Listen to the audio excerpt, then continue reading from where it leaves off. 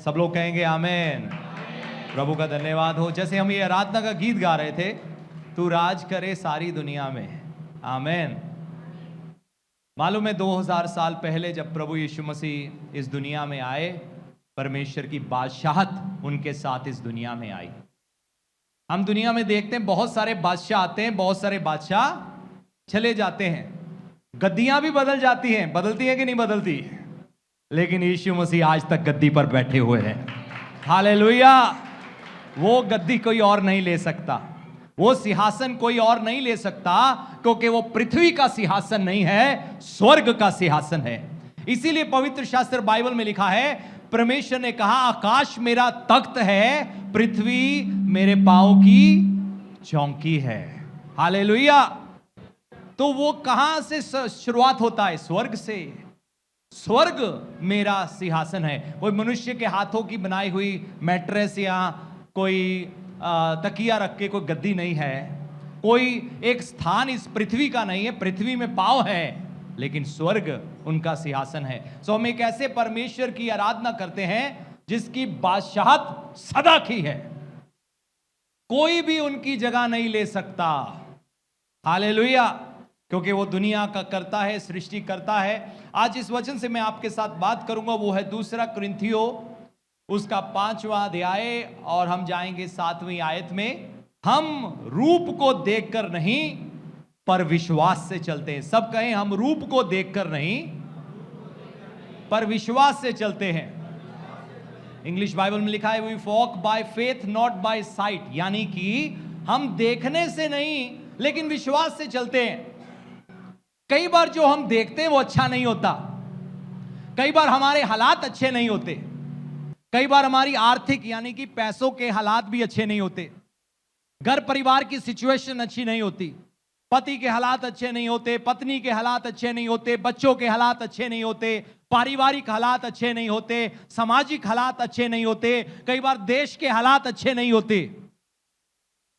कई तरह के हालात हैं जो इंसान की जिंदगी में जब दिखते हैं तो हम परेशान होकर और टूटकर बैठ जाते हैं, और हमारी जिंदगी में उम्मीद खत्म हो जाती है। हमें लगता है हम उस जगह में कभी पहुंच नहीं पाएंगे, हम उस स्थान में कभी पहुंच नहीं पाएंगे। हमारे ख्वाब ख्वाब ही बनकर रह जाते हैं, क्योंकि हम देखकर चलते हैं। देखकर चलने का मतलब यहां पर यह नहीं है कि हम जब सड़क पे चल रहे हैं आंखें बंद करके चलें, सवाल यह नहीं है। यहां पर बात हो रही है हमारे हालातों की, यहां पर बात हो रही है परमेश्वर के वायदों की, जो पवित्र शास्त्र बाइबल में लिखे हुए हैं। परमेश्वर ने हमारे साथ कई सारे वायदे किए हैं या नहीं किए हैं, लेकिन उसके बावजूद कई बार हालात उसके मुताबिक नहीं दिखते। परमेश्वर इजरायलियों को वादे के स्थान में लेकर जा रहे थे, लेकिन रास्ते में लाल समुंदर था। अब हालात ऐसे नहीं थे कि वो यर्दन पार जा सके, लाल समुंदर पार करना है फिर यर्दन पार भी उनको जाना था। हालात ऐसे नहीं थे, लेकिन जरूरी था उस समय मूसा बजाय कि उस पानी पर नजर लगाता, समुंदर की गहराई पर नजर लगाता, वो परमेश्वर के वायदों पर नजर लगाता। हमें सीखना होगा। बहुत बार जिंदगी की जब मुश्किलें आती है, हम उन्हीं मुश्किलों को देखते रहते हैं और हमें लगता है यही हमारा अंत है। अब हालात ऐसे बन गए, अब हमारा कुछ नहीं बनेगा। अब मुश्किलें आ गई, अब हम कभी भी तरक्की जिंदगी में नहीं करेंगे। लेकिन ऐसा नहीं है। पवित्र शास्त्र बाइबल में हमें सिखाया गया है, देखने से नहीं लेकिन विश्वास से चलना है। कैसे चलना है? सब कहें, विश्वास से चलना है, विश्वास से चलना है। यहां तक कि जब व्यक्ति को देखने की भी बारी आती है, उसके भी रूप रंग को नहीं देखना, बाइबल में लिखा है। जात पात को नहीं देखना, अमीरी गरीबी को नहीं देखना, उसके पहरावे को नहीं देखना। जैसे पवित्र शास्त्र बाइबल में परमेश्वर ने सैमुएल से बात किया, जब वो यिशै के बेटों में से एक का अभिषेक करने गया। दाऊद का ऐसा रूप नहीं था कि उसको इजराइल का राजा करके चुना जा सके। यहां तक कि दाऊद के बाप को ऐसा भी नहीं लगा। सैमुएल रूप देख रहा है, बाहरी रूप देख रहा है, परमेश्वर कुछ और देख रहे हैं। परमेश्वर कहते मैं मनुष्य का रूप नहीं देखता, मैं अंदर तक देखता हूं, अंदर तक देखता हूं कि ये व्यक्ति क्या है, ये आने वाले समय में क्या करेगा, ये कहां बढ़ेगा, इसका हृदय क्या है। परमेश्वर मनुष्य के रूप को नहीं देखते, उसके हृदय को देखते हैं। सो परमेश्वर का देखना अलग है, तो प्रभु हमारी देखनी को बदलना चाहते हैं। अगर हम अपने हालातों को परमेश्वर के देखने के मुताबिक देखें तो आपके हालात बदल जाएंगे। हालेलुया। हमें सीखना होगा प्रभु की तरह देखना। जो आपके जिंदगी की मुश्किलें हैं वो आपका फाइनल रिजल्ट नहीं है। आपके हालात आपका फाइनल रिजल्ट नहीं है। आपके एग्जाम्स में नंबर कम आए वो आपका फाइनल रिजल्ट नहीं है। आपको कहां एडमिशन मिला, कहां एडमिशन नहीं मिला, वो आपका फाइनल रिजल्ट नहीं है। कई बार बहुत सारे बच्चे टूट जाते हैं क्योंकि जिस यूनिवर्सिटी में एडमिशन चाहते हैं वहां नहीं मिलती, और उनको लगता है अब तो मेरा भविष्य गया। अच्छा था मुझे ऑल इंडिया इंस्टीट्यूट में मिल जाती, वहां मिल जाती, यहां मिल जाती, लेकिन मुझे मिल नहीं पाई, अब मेरी जिंदगी खत्म हो गई। बहुत सारे लोग फौज में नौकरी चाहते, फौज में नौकरी नहीं मिलती, वो टूट के बैठ जाते, उनको लगता है अब हमारा भविष्य अच्छा नहीं है। बहुत सारे लोग सरकारी नौकरी चाहते, जब सरकारी नौकरी नहीं मिलती अब उनको लगता है अब हमारी जिंदगी का क्या बनेगा। अरे कम से कम सरकारी नौकरी होती, रिटायरमेंट में तो सपोर्ट होती। आजकल तो वो भी सिस्टम बदल रहा है। आजकल तो रिटायरमेंट सिस्टम ही बदल रहा है, क्योंकि नजरें कहां थी? रिटायरमेंट के ऊपर, कि चलो कुछ ना कुछ तो मिलता रहेगा, बुढ़ापा निकल जाएगा। चाहे हम जवान हो या बुजुर्ग हो, हमें विश्वास का जीवन जीने की जरूरत है। आज आपके पास जितना धन है वो आपके लिए काफी नहीं है, आपको इससे भी ज्यादा चाहिए। वो कैसे होगा? विश्वास के द्वारा। परमेश्वर आपके जिंदगी में ऐसे अद्भुत कार्य करेंगे जो आपने सोचे भी ना होंगे। ऐसा कार्य परमेश्वर आपकी जिंदगियों में करना चाहते हैं। अपने हालात मत देखो। बाइबल में लिखा है सारा 90 साल की थी जब एक बार फिर से प्रभु के वायदे का रिमाइंडर आया। सब कहें रिमाइंडर आया। जब हम हर संडे कलीसिया में आते हैं ना, हमें रिमाइंडर मिलता रहता है। अलार्म लगाते हो? कोई सुबह अलार्म लगाता है? हाँ, बहुत अच्छे। मैं उम्मीद करता हूं संडे तो कुछ ज्यादा जल्दी आप उठते होगे, क्योंकि प्रभु का दिन है। हर दिन प्रभु का है, लेकिन ये हमने प्रभु के लिए अलग किया है। हम कई बार अलार्म बजता है तो हम क्या करते हैं, उसको स्टॉप कर देते हैं, चलो थोड़ा और सो लेते हैं, और फिर 10 मिनट बाद वो दोबारा लगता है, अगर आपने स्नूज लगाया हो उस पर। हम हर संडे कलीसिया में आते हैं और कई बार हम कहेंगे अरे ये तो सेम वचन है, ये तो वही विश्वास की बातें है, प्रभु तुम्हें आशीष देगा। बेशक यहां पर विश्वास की बात की जाती है। यहां पर आपको डराकर भेजा नहीं जाता, यहां पर आपको विश्वास सिखाया जाता है ताकि आप जागते रहो और प्रभु के कार्य को अपने जिंदगी में देख सको। सारा को एक बार फिर रिमाइंडर आया, अब्राहम को एक बार फिर रिमाइंडर आया जब अब्राहम 99 साल का था। सारा 90 यानी कि 90 इयर्स की थी। एक बार फिर रिमाइंडर आया तुम्हारे अगले साल बच्चा होगा। फिर दोबारा रिमाइंडर आया। हालेलुया।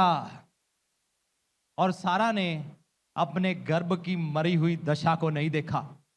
उसने ये नहीं देखा मैं तो बुढ़िया हूं, मैं तो कमजोर हूं, मेरे लिए चलना भी मुश्किल है, अभी तक नहीं हुआ, आगे कैसे होगा। उसने वो नहीं देखा। उसको एक बार फिर रिमाइंडर मिला परमेश्वर के वायदे का, और बाइबल में लिखा है उसने विश्वास किया। सब कहें विश्वास किया।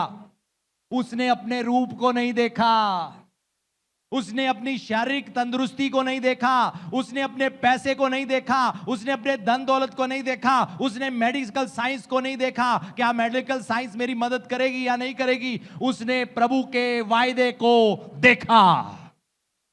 यूसुफ के साथ परमेश्वर का वायदा था, खड्डे में फेंक दिया, भाइयों ने गुलाम बना के बेच दिया। कई साल उसकी जिंदगी में कुछ भी नहीं बन रहा। कई साल, एक बड़ा लंबा समय यूसुफ को इंतजार करना पड़ा। लंबा समय, 12 साल से भी ज्यादा का समय था। लेकिन उन मुश्किलों के बीच में भी उसने वो प्रभु के वायदे को भूला नहीं। उन मुश्किलों के बीच में भी वो विश्वास से चलता रहा। जेल के बीच में विश्वास में चलता रहा, इल्जाम के बीच में विश्वास से चलता रहा, गुलामी के बीच में विश्वास से चलता रहा। जब भाइयों ने खड्डे में फेंक दिया, उसने ये नहीं कहा अब मेरी जिंदगी खत्म है, वहां भी वो विश्वास से चलता रहा। इसीलिए प्रभु के कार्य को अपने जीवन में पूरा होते हुए देखा। अगर आप चाहते हो परमेश्वर के वायदों को अपने जीवन में पूरा होते हुए देखना, तो जरूरी है विश्वास से चलो। हालातों को मत देखो। कई बार हमें हालातों को नजरअंदाज करना सीखना होगा।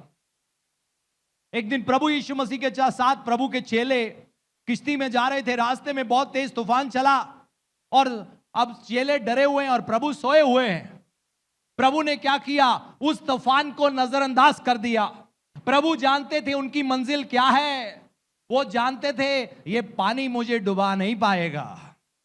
हालेलुया। इसीलिए उन्होंने क्या किया? उसको नजरअंदाज किया। कई बार तूफान चलते हैं, नींद नहीं आती। अरे तूफानों को नजरअंदाज करो और मीठी नींद सो जाओ। बाइबल में लिखा है परमेश्वर अपने डरवैयों को मीठी नींद देते हैं। कैसी नींद देते हैं? तूफान के बीच में भी मीठी नींद। कहे तूफान के बीच में भी मीठी नींद देते हैं। प्रभु यीशु मसीह तूफान में थे, मीठी नींद सोए हुए थे। चेले परेशान हुए पड़े हैं, वो परेशान हुए पड़े हैं। करने वाला मीठी नींद पर सोया हुआ है, वो परेशान हुए पड़े हैं। हमारी जिंदगी के हालातों को कौन बदलेगा? कौन बदलेगा? आप बदलोगे? आप अपने हालातों को बदलोगे? परमेश्वर बदलेंगे। तो अगर वो विश्राम में है, आप भी विश्राम में हो जाओ, क्योंकि आपके उछलने कूदने से कुछ नहीं होगा। आपके उछलने कूदने से कुछ नहीं होगा। पड़ोसी से कहो आपके उछलने कूदने से कुछ नहीं होगा। ऐसे समय में परमेश्वर में विश्राम करो, प्रभु में विश्राम करो। एक बड़ा खूबसूरत आराधना का गीत है, यीशु तुम्हें जीवन में शांति देता है, फिर क्यों तुम जीवन में निराश रहते हो। तो वो प्रभु जो शांति का राजकुमार है, वो उस तूफान के बीच में भी शांति में, और प्रभु मीठी नींद सोए हुए हैं। आपको सीखना होगा तूफानों के बीच में भी सोना। आप में से कभी किसी ने जहाज में सफर किया है? पानी वाले जहाज में? हमारे कुछ भाई लोग हैं जो इस समय जॉब करते हैं, काफी देशों में जाते हैं जहाज के सफर में। तो मैंने कई बार सवाल करता हूं, पूछता हूं, आपको नींद आ जाती है तूफान के बीच में? आ जाती है, क्योंकि उनको अब अनुभव के साथ पता लग गया है कुछ नहीं होने लगा। क्या नहीं होने लगा? कुछ नहीं। और पहली बार चढ़ेगा होगा, अरे मैं डूब जाऊंगा, ये जहाज इधर उधर हिल रहा है, इधर का टेबल उधर, उधर का टेबल इधर। ऐसे होता है जहाज में कई बार। फिर भी सोने वाले आराम से सोए हुए हैं। बांध के पेटी बांधनी पड़ती है उनको सोते समय।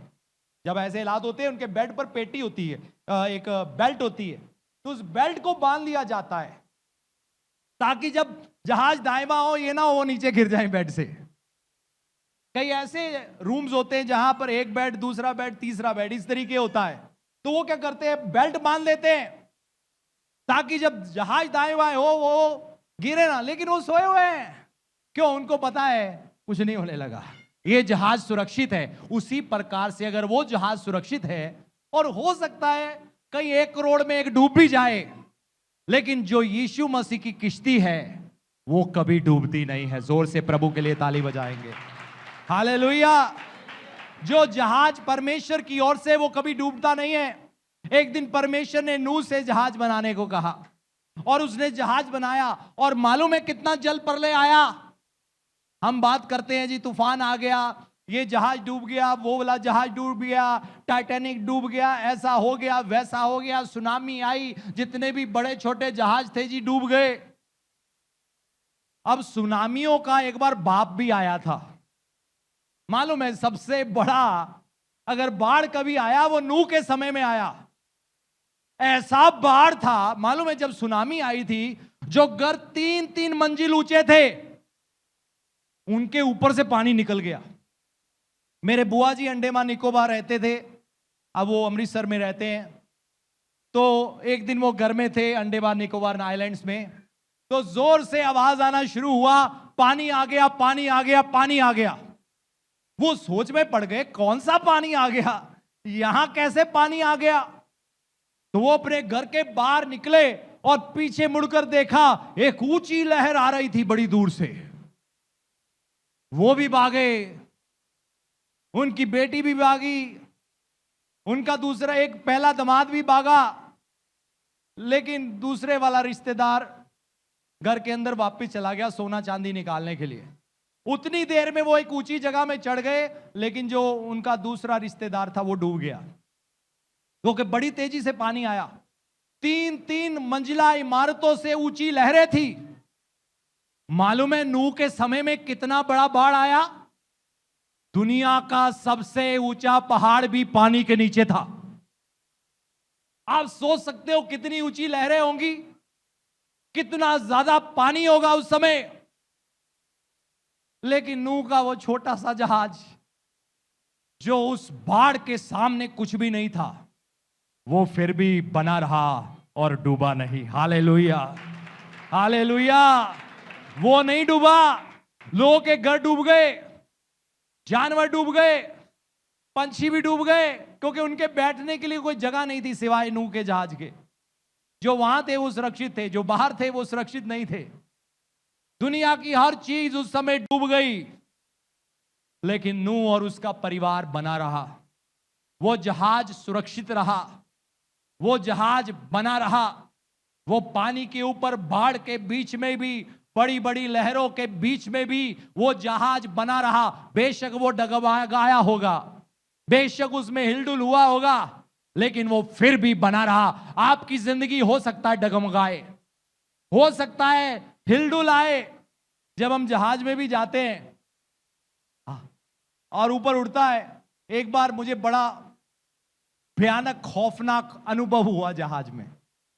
चलो 1 मिनट जहाज हिले समझ में आता है, 2 मिनट हिले समझ में आता है, 7 घंटे जहाज हिलता रहा और सीट को ऐसे पकड़ के, ना पानी सर्व कर रहे हैं, कुछ भी सर्व नहीं कर रहे, क्योंकि लगातार जहाज हिल रहा है।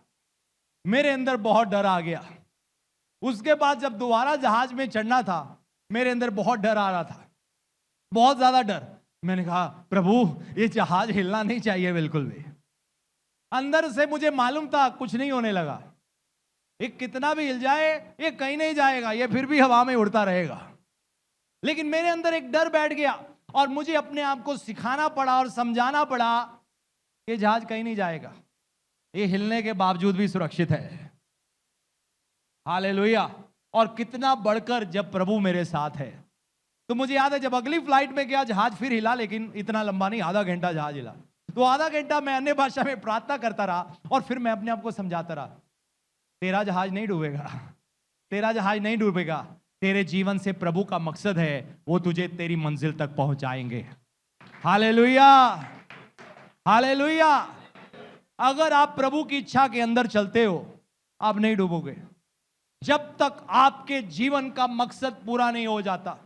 सारा और अब्राहम के जीवन से अभी परमेश्वर का मकसद पूरा नहीं हुआ था।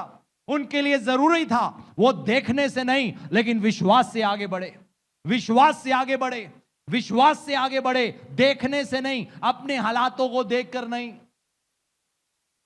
प्रभु यीशु मसीह आराम से सोए हुए थे, किश्ती डगमगा रही है, मछुआरे डरे हुए हैं, जिनको रोज का अनुभव है वो डरे हुए हैं। सोचकर देखो कितना तेज तूफान होगा वो साधारण तूफान नहीं था। अरे मछुआरों के लिए इस गहरे समुद्र में जाना, तूफान झेलना एक आम बात होती है, लेकिन उस दिन उस झील में कुछ तूफान कुछ अलग ही था, कुछ ज्यादा ही अलग था। लेकिन उसके बीच में भी प्रभु विश्राम में है। हम कई बार उछलते कूदते हैं, परेशान हो जाते हैं। मालूम है प्रभु क्या कहते हैं? शांत हो जाओ और जानो मैं परमेश्वर हूं। हालेलुया। हम हड़बड़ाएंगे, उछलेंगे, कूदेंगे, परेशान होंगे, सब कुछ होगा, और प्रभु कहेंगे अरे शांत हो जाओ। प्रभु कब जवाब मिलेगा? शांत हो जाओ। कब तरक्की होगी? शांत हो जाओ और जानो मैं, प्रभु कहते हैं मैं परमेश्वर हूं। हालेलुया।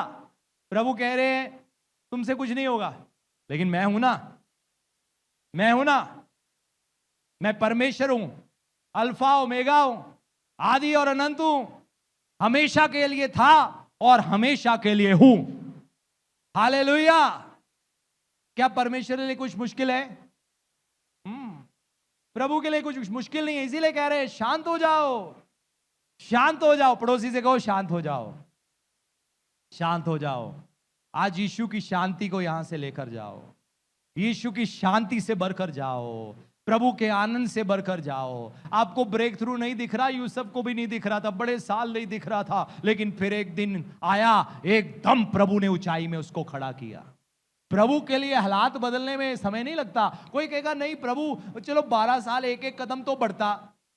प्रभु कहते नहीं, तुझे मैंने एक एक कदम करके नहीं, सीधा ऊंचाई में खड़ा करना है, ताकि संसार जाने ये करने वाला तू नहीं है, ये करने वाला सर्वशक्तिमान परमेश्वर है। हालेलुया। जो चीजों को आप अपने जीवन में 12 साल से में भी मेहनत के बाद भी हासिल नहीं कर सकते, अगर आप प्रभु के साथ विश्वास में बने रहो, 12 साल के बाद एक ही पल में आप उससे कई गुना बड़ा रिजल्ट अपनी जिंदगी में देख सकते हो। यह परमेश्वर है। जब आप विश्वास का जीवन जीते हो, यह मत सोचना समय बर्बाद हो गया। कुछ भी बर्बाद नहीं हुआ। कलीसिया में जाकर ऐसे समय गवाया, यह समय बर्बाद नहीं हो रहा, आपको रिमाइंडर मिल रहा है। एक बार फिर से अलार्म बज रहा है। विश्वास को जागने की जरूरत है, विश्वास से चलने की जरूरत है, क्योंकि परमेश्वर झूठ नहीं बोलते। एक दिन प्रभु यीशु मसीह पानी पर चलते हुए आए, रात का समय था, चेले घबरा गए, हालात भी वैसे ही थे। देखो वही प्रभु उनको सिखा रहे थे और चिल्लाना शुरू हो गए, क्योंकि वो पानी पर चलकर आ रहा है, अंधेरा है, शायद चांद की थोड़ी सी रोशनी होगी, उस रोशनी के कारण धुंधला धुंधला सा एक व्यक्ति पानी पर चलकर आ रहा है। मान लो अगर आपको कोई धुंधला धुंधला पानी पर चलता हुआ दिखाई दे, आप क्या कहोगे? वो भी अगर कपड़े सफेद हो, शायद उस दिन सफेद कपड़े होंगे, मुझे पता नहीं, लेकिन ज्यादा चांस है सफेद होंगे।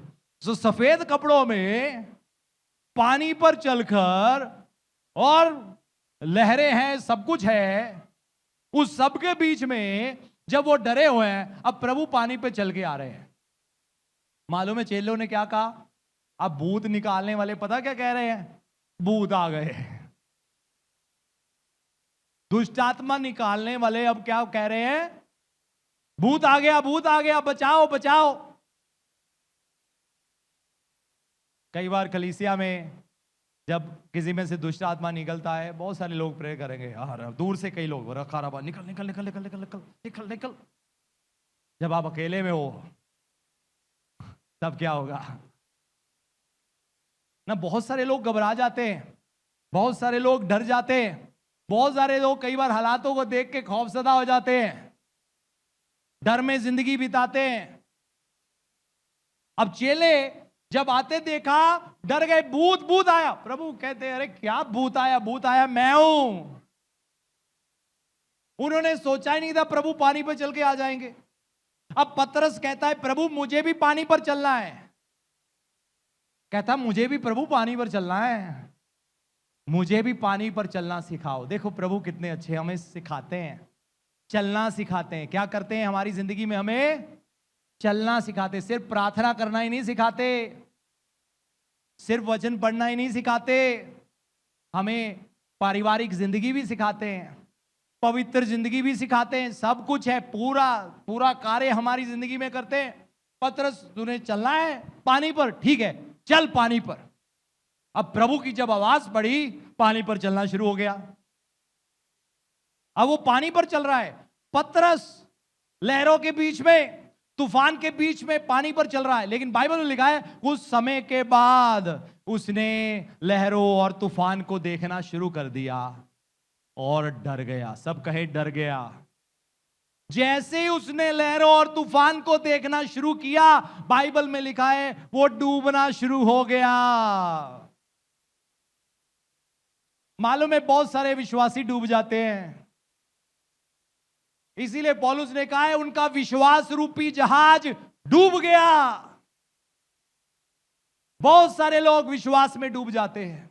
विश्वास ना होने के कारण, विश्वास की जिंदगी में विश्वास ना होने के कारण डूब जाते। फिर कहेंगे प्रभु ने हमें क्यों नहीं संभाला, हम क्यों डूब गए?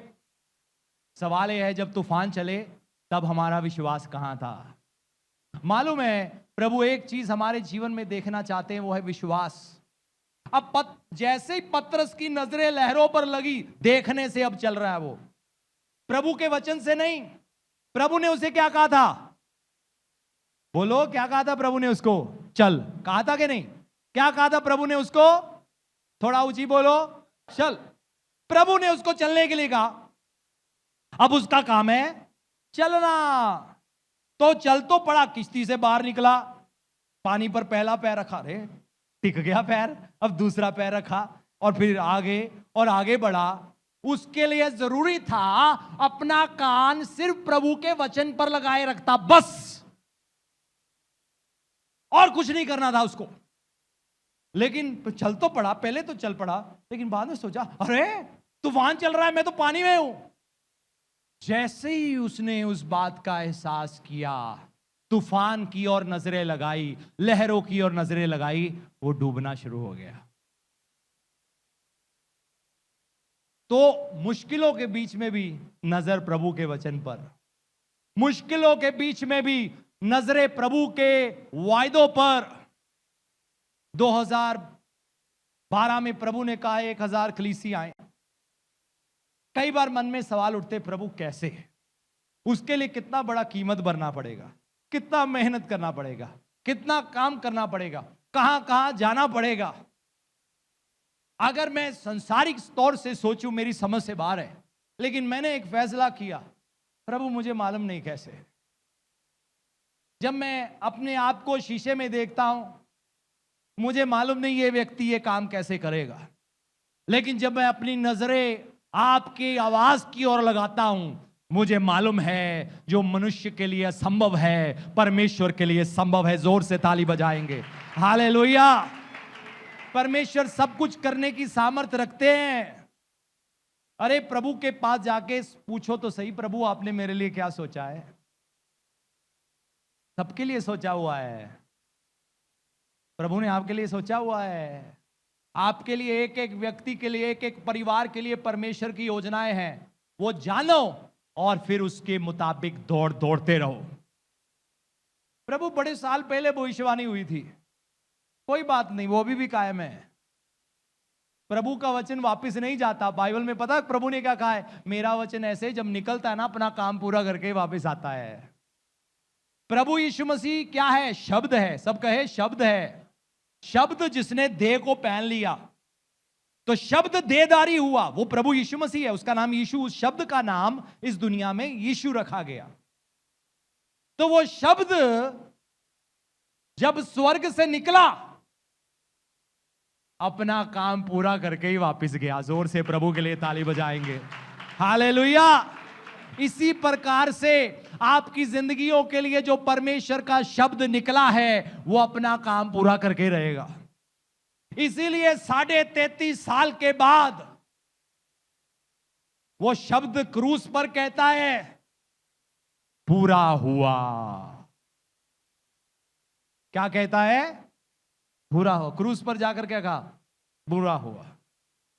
जिस मकसद के लिए आया था, मेरा मकसद पूरा हुआ। मनुष्य के उद्धार, उसकी मुक्ति, उसके पापों की क्षमा के लिए आया था, मेरा मकसद पूरा हुआ। मनुष्य के श्रापों को अपने ऊपर उठाने आया था ताकि वो सुख की जिंदगी भोग सके, मेरा मकसद पूरा हुआ। वो शब्द हमेशा अपने काम को पूरा करता है। इसी प्रकार से अगर आपने परमेश्वर के शब्द, उसके वचन को अपने हृदय में रखा है, वो काम पूरा करेगा। इसीलिए पवित्र शास्त्र बाइबल में लिखा है, वो जिसने तुम में एक अच्छे काम को शुरू किया है, वो विश्वास योग्य और धर्मी है, वो उस काम को पूरा करेगा। जोर से प्रभु के लिए ताली बजाएंगे, हालेलुया। पड़ोसी से को, परमेश्वर अपने काम को पूरा करेंगे। कोई आपको अंधविश्वास में लेकर जाए, ग्रह चाल बुरा है, गलत दिन जन्म हो गया, गलत समय जन्म हो गया। अरे कोई भी समय गलत नहीं होता, कोई भी दिन गलत नहीं है। ये जो ग्रह हैं, नक्षत्र हैं, सूरज चांद तारे हैं, ये आपके दास हैं। क्या है आपके? ये दास हैं। ये आपके बाप नहीं हैं। परमेश्वर आपके पिता है। उन्होंने ये सारी चीजें बनाई है और आपको इन सब चीजों का मालिक ठहराया है, क्योंकि प्रभु ने कहा जो मेरा है वो तेरा है। ये सारी सृष्टि, जितनी भी फिजिकल दुनिया है, ये मनुष्य के लिए थी, लेकिन अब तो परमेश्वर ने स्वर्ग में भी हमें विरासत दिया है। सो पतरस जब तक डरा नहीं, जब तक नजरों से देखकर नहीं चला, तब तक नहीं डूबा। जब तक प्रभु के शब्द से चला, जब तक सवाल नहीं किया कैसे होगा। परमेश्वर ने एक दिन इस्राएल लोगों का कहा यरीहो के 7 चक्कर लगाओ 7 दिन। उन्होंने एक बार भी सवाल नहीं किया, प्रभु कैसे होगा? चक्कर लगाने से क्या होगा प्रभु? तलवार उठाने से होगा। परमेश्वर ने कहा युद्ध तेरा नहीं, युद्ध मेरा है, इसलिए मेरे मुताबिक लड़ो। तलवार नहीं उठाने दिया, बस चक्कर काटो 7 दिन, और दीवारें ढेर हो गई 7वें दिन, और दुश्मन टूट गया बुरी तरह से। हालेलुया। कई बार आपको समझ में नहीं आएगा प्रभु ये कैसे होगा, किस तरीके को, थोड़ा समझाओ तो सही।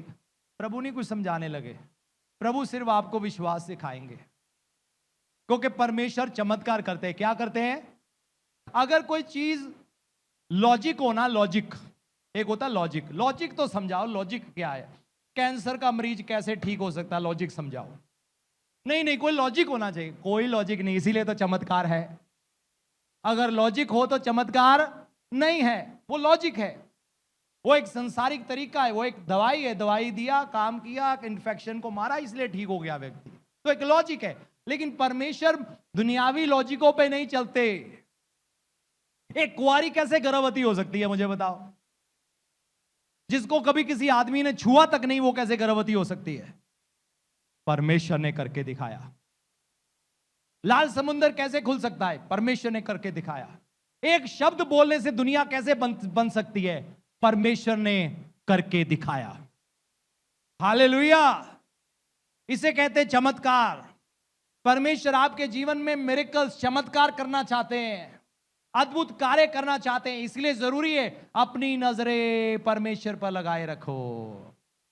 देखने से नहीं, विश्वास से कर चलो। एक बार फिर से पड़ोसी से कहें, देखने से नहीं, विश्वास से चलो, तो तुम प्रभु की महिमा को देखोगे। हाँ, ऐसे प्रभु की महिमा होगी। प्रभु ये कैसे हुआ, किस तरीके हुआ, पर आपकी महिमा हुई। डॉक्टर भी प्रभु के महिमा करेगा।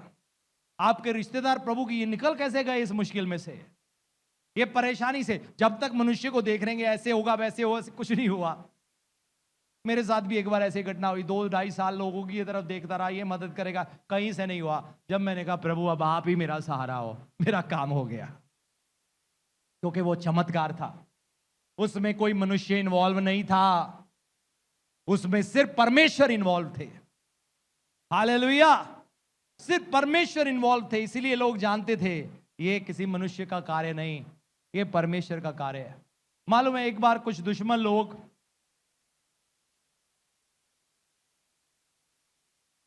अब्राहम, उसका लूत जो उसके साथ था, और बहुत सारे ऐसे लोग थे, राजाओं की आपस में लड़ाई हुई, बहुत कुछ छीन के ले गए। अब्राहम गया वापस, युद्ध लड़कर वापस हासिल करके आया। एक राजा आया, वो अब्राहम को कोई गिफ्ट देना चाहता था बहुत बड़ा। वो कहता था ये जितना लूटपाट पाया मैं तुम्हें देना चाहता हूँ। कहता मुझे नहीं चाहिए, ताकि तुम ये ना कहो कि मैंने अब्राहम को अमीर किया है। देखो अब्राहम की सोच देखो, तुम ये नहीं कहने पाओगे मैंने अब्राहम को अमीर किया है। मुझे अमीर बनाने वाला परमेश्वर है। हालेलुया। कोई मनुष्य महिमा नहीं पाएगा। अब्राहम कहता है मेरे जीवन से सिर्फ परमेश्वर को महिमा मिलेगी। इसे कहते विश्वास। अरे इतनी पैसा धन दौलत आ रहा है, ठुकरा दिया उसने, उसको ठुकरा दिया। उसने कहा मुझे ये नहीं चाहिए, प्रभु कार्य करेंगे। हमें भवन बनाना है, बाइबल स्कूल बनाना है, प्रभु कार्य करेंगे। बेशक मनुष्य को इस्तेमाल करेंगे, लेकिन नजर हमेशा परमेश्वर पर। आपकी जरूरतों के लिए हो सकता है कोई मनुष्य प्रभु का इस्तेमाल करे, लेकिन आपकी नजरें परमेश्वर पर। हालेलुया। किस पर? किस पर नजरें? मेरी सहायता पूरब से नहीं, पश्चिम से नहीं, सेनाओं के यहोवा की ओर से है। पतरस अब डूब रहा है, लेकिन एक बड़ा अच्छा काम किया डूबते डूबते, प्रभु मुझे बचाओ। और प्रभु ने उसका हाथ थामा और वापस किश्ती में उठा लिया। चलो, उसको इतना तो विश्वास था कि प्रभु मुझे बचा सकते हैं डूबते डूबते। आज चाहे आपके डूबने वाले हालात है, कैसे भी हालात है, लेकिन आज अगर आप यीशु को पुकारोगे, वो आपको बचाएंगे और बचाकर अपनी किश्ती में चढ़ाएंगे और आपको कोई डुबा नहीं पाएगा। आप प्रभु के मकसद को अपने जीवन में पूरा होते हुए देखोगे, लेकिन आपको विश्वास को थामे रखना है और उस विश्वास में बने रहने के लिए आपको रिमाइंडर चाहिए, रिमाइंडर चाहिए, रिमाइंडर चाहिए। इसीलिए लगातार प्रभु के भवन में आते रहना, लगातार वचन को सुनते रहना, लगातार विश्वास में बने रहना, पवित्र शास्त्र बाइबल को पढ़ते रहना, ताकि आप विश्वास में बने रहो, ताकि जब आपका समय आए, आप विश्वास के बाहर नहीं होने चाहिए, आप विश्वास के अंदर होने चाहिए। प्रभु आपको बाईपास नहीं होने चाहिए। अब बाइबल में पढ़ते, एक दिन प्रभु यीशु मसीह एक जगह से निकल रहे थे, बहुत बड़ी भीड़ थी। एक औरत जिसको लहू बहने की बीमारी थी, वो भीड़ में से निकलती हुई अपनी कमजोरी में आई और कहती है, अगर मैं प्रभु के पल्ले को छू लूंगी चंगी हो जाऊंगी। वो चंगी हो गई। अब कितने लोग थे जो प्रभु को छू रहे थे, टच कर रहे थे, प्रभु उनके पास से निकल रहे थे, लेकिन वो विश्वास में नहीं थे। हो सकता है कोई प्रभु को देख रहा हो, प्रभु की संगति में हो, लेकिन विश्वास में ना हो, इसीलिए चमत्कार नहीं हुआ। वो औरत की जिंदगी में चमत्कार हुआ। क्यों हुआ? क्योंकि वो विश्वास में थी, वो विश्वास को थामे हुए थी।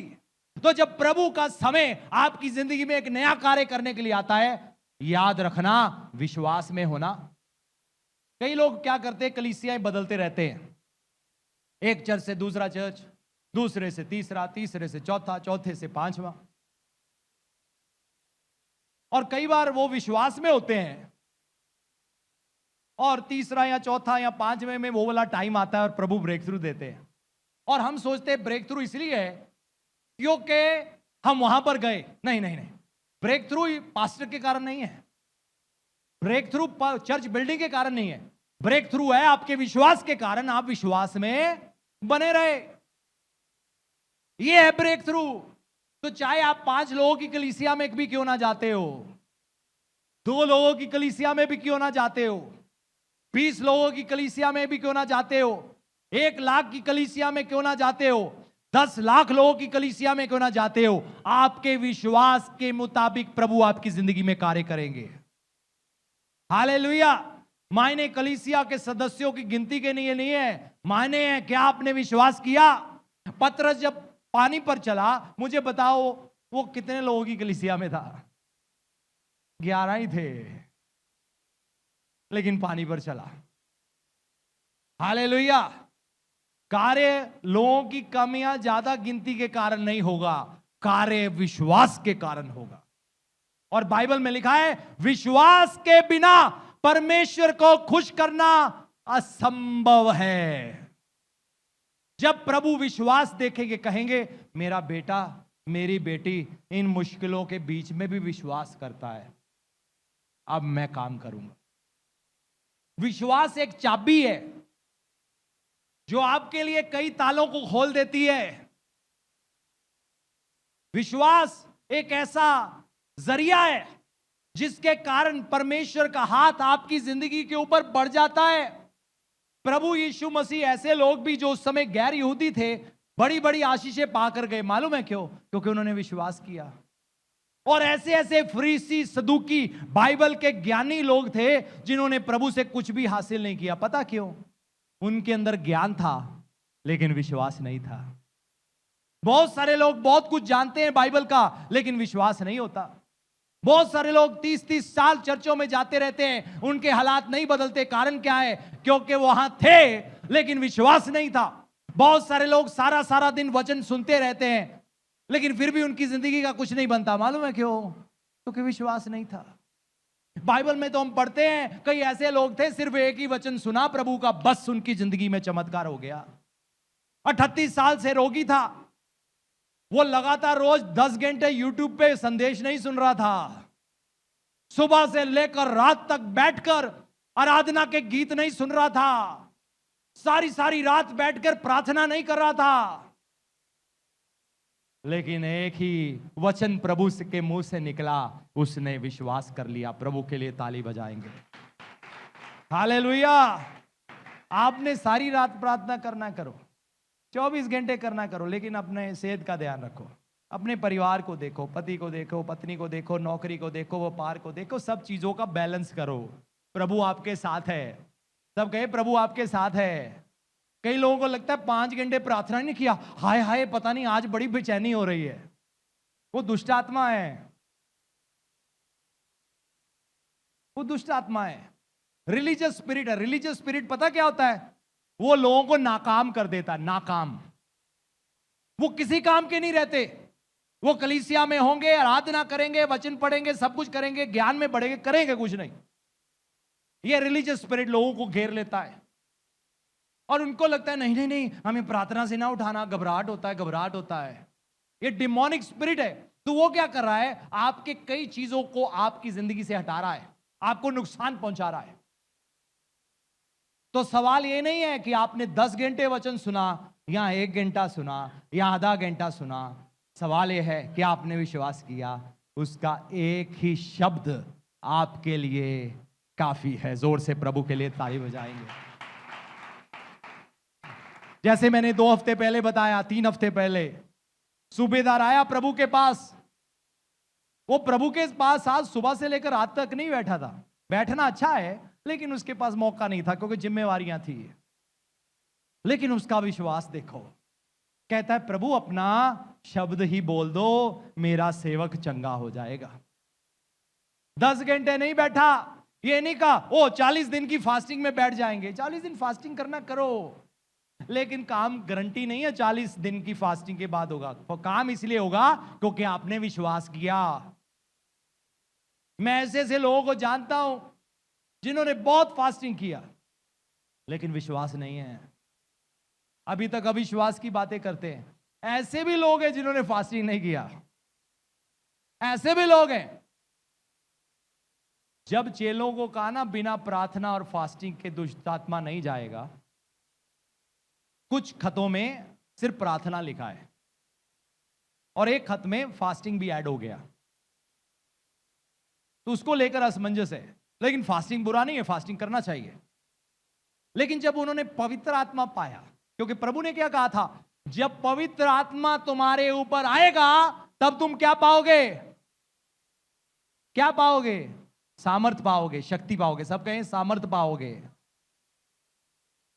तो शक्ति क्यों आया? 40 डे फास्टिंग के कारण नहीं, नहीं नहीं नहीं, क्योंकि पवित्र आत्मा आया, क्योंकि उन्होंने वचन पर विश्वास किया, उन्होंने खुशखबरी पर विश्वास किया। जब खुशखबरी पर विश्वास किया, पवित्र आत्मा आया, और जब पवित्र आत्मा आया तो सामर्थ भी साथ ही आया ना, क्योंकि वो सामर्थ ही आत्मा है, वो कमजोर नहीं है। कुछ लोग कहते प्रभु और सामर्थ दो।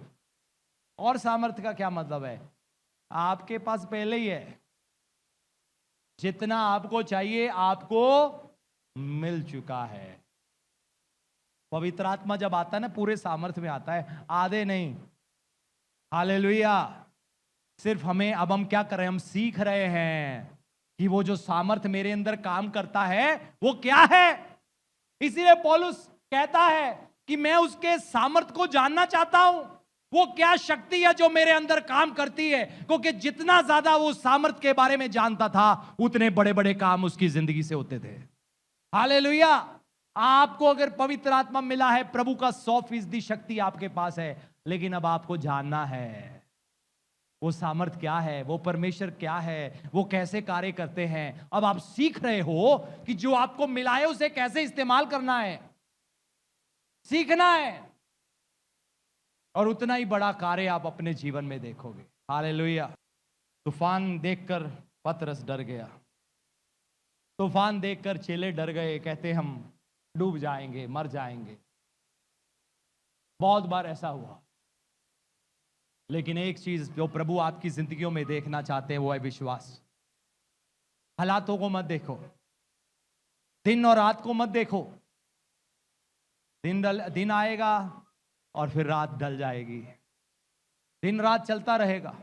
मौसम भी मत देखो, सर्दी आएगी, गर्मी आएगी, पतझड़ आएगा, बरसात आएगी, ये मौसम भी अपना रुख बदलता रहेगा, ये चीजें आती जाती रहेगी। लेकिन एक काम जो आपके जीवन में होकर रहेगा वो है प्रभु के वायदे। प्रभु का शब्द, जो वचन आपकी जिंदगियों के लिए है वो कायम होगा। इसलिए गर्मी आती है ये मत कहना प्रभु अब वायदे कैसे पूरे होंगे, गर्मी आ गई। बरसात ज्यादा होती है ये मत कहना प्रभु बरसात ज्यादा हो गई, वायदे कैसे पूरे होंगे। सर्दी ज्यादा हो गई ये मत कहना प्रभु सर्दी बहुत हो गई, वायदे कैसे पूरे होंगे। प्रभु के वायदों को सर्दी, गर्मी, बरसात, पतझड़, दुनिया, संसार, कोई विरोधी पार्टी या कुछ भी कह लो, कोई भी प्रभु के कार्य को रोक नहीं सकता। हालेलुया। परमेश्वर ने पता क्या कहा, मेरी महिमा इस पूरी दुनिया में फैल जाएगी। परमेश्वर ने कहा। 2000 साल पहले कुछ लोगों ने कहा नहीं नहीं नहीं, ये 12 से रोक देंगे हम। 40% लोग आज यीशु मसीह पर विश्वास करते हैं दुनिया भर में। कितने फीसदी? 40% लोग दुनिया भर में यीशु मसीह पर विश्वास करते। ये क्यों हुआ? प्रभु का वचन है। प्रभु ने कहा आकाश और पृथ्वी टल जाएंगे, मेरा वचन पूरा होकर ही रहेगा। मेरा वचन खाली नहीं आता जाता। प्रभु ने कहा मैं फिर नया आकाश नया पृथ्वी बनाऊंगा, वो होकर ही रहेगा। मैं तुम्हें अपने साथ ले जाऊंगा, होकर ही रहेगा। लेकिन सवाल यह है जब प्रभु आएंगे क्या हम विश्वास में होंगे? क्या हम विश्वास में होंगे? क्या हम विश्वास में उस समय बने रहेंगे? कहीं हम देखने से चलना तो नहीं शुरू हो जाएंगे? तो देखने से ना चलो। आपके पड़ोस में दुकानें हैं, आपके बिजनेस में कंपटीशन है, आपके जॉब आपको चाहिए और आप कहते हो सिर्फ 10 ही हैं और उधर 1000 है। प्रभु जानते कैसे आपकी जिंदगी में कार्य करना। हमें नहीं मालूम कैसे कौन सा दरवाजा रखा हुआ है, लेकिन निश्चय एक दरवाजा आपके लिए है। हालेलुया। पड़ोसी से कहो आपके लिए एक दरवाजा खुला है। मान लो आप एक कमरे में हो और उस कमरे में 100 दरवाजे हैं और 100 में से एक की कुंडी खुली है। अब आप क्या करोगे? क्या करोगे उस दरवाजे को में दाखिल होने के लिए? चेक करोगे ना, है ना। मैं बचपन में वीडियो गेम खेलता था, उसमें बहुत सारे दरवाजे थे।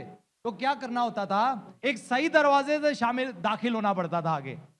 तो कई बार कई दरवाजों पर जाते थे, चाबी लगाते थे, अरे ये नहीं है। फिर दूसरे बचते बचाते दूसरे दरवाजे पर जाते थे, चाबी लगाते थे, ये नहीं है। तीसरे दरवाजे पर चाबी लगाते थे, ये नहीं है। लेकिन एक दरवाजा खुला होता था। आपके लिए भी दरवाजा खुला है। पवित्र आत्मा आपको उस दरवाजे की ओर लीड करेगा। जोर से ताली बजाए। प्रभु आपकी अगुवाई करेंगे। और वचन में लिखा है जो दरवाजा परमेश्वर खोल देते हैं उसको कोई बंद नहीं कर सकता। अपनी आंखों को बंद करें। हालेलुया रबा साकाराबा। प्रार्थना करें, प्रार्थना करें। Hallelujah. Worship you, worship you. ओ रामा साकाराबा से ओ रे रामा से रे राबा थे। तेरे सिवा से ओ रामा से ओ रामा से याराबा से वर्शिप यू। हालेलुया। सब अपनी आंखें बंद करें, प्रार्थना करें, प्रभु का धन्यवाद करें आज के वचन के लिए जो आप तक पहुंचा है। ये बना रहे आपके अंदर। प्रभु विश्वास योग्य और धर्मी है, वो काम करेंगे। विश्वास में बने रहना, बस विश्वास में बने रहना। जब भी प्रभु निकले आपको छुए बिना ना जाए, क्योंकि जब विश्वास देखेंगे वो आपको छू देंगे।